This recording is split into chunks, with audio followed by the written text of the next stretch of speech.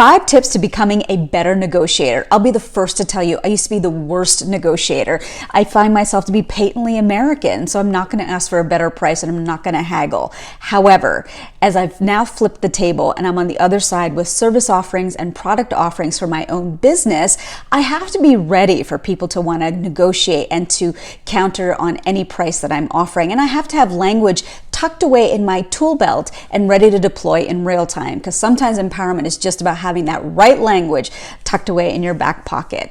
All right, so number 1 tip to becoming a better negotiator is to make sure you show up on time. This is just a basic form of respect and courtesy for the other party, but here's the other piece. You want to make sure that you're not dinging in any way your other party's willingness to come to an agreement with you. So show up on time.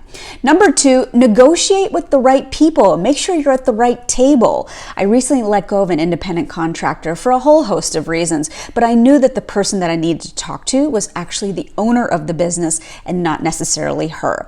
I needed to make a business case for why I was letting this relationship go, and I needed to really train the conversation on that as opposed to on anything that was personal, anything that was like focused on behavior. So number 2 is make sure you're negotiating with the right people and you are seated at the right table.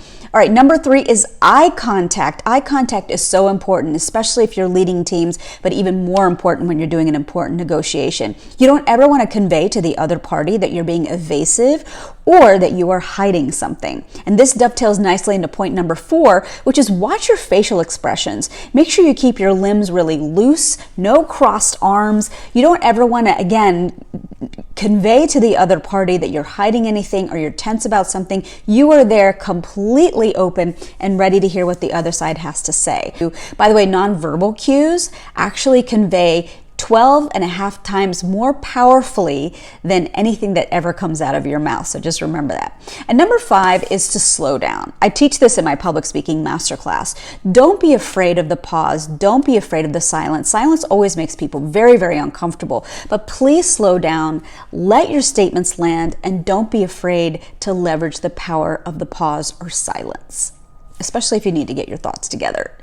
All right, cohort number 2 of my public speaking masterclass is already underway. There is a wait list forming for January because a lot of people want to kick off the year with some powerful public speaking skills. So if you would like to join the wait list for January, the class starts January 13th. All you got to do is DM me at info@ladydrinks.com and let me know. Subscribe to my YouTube channel, but let me know where you are challenged when it comes to any of your public speaking skills. I hope you're having a great Monday.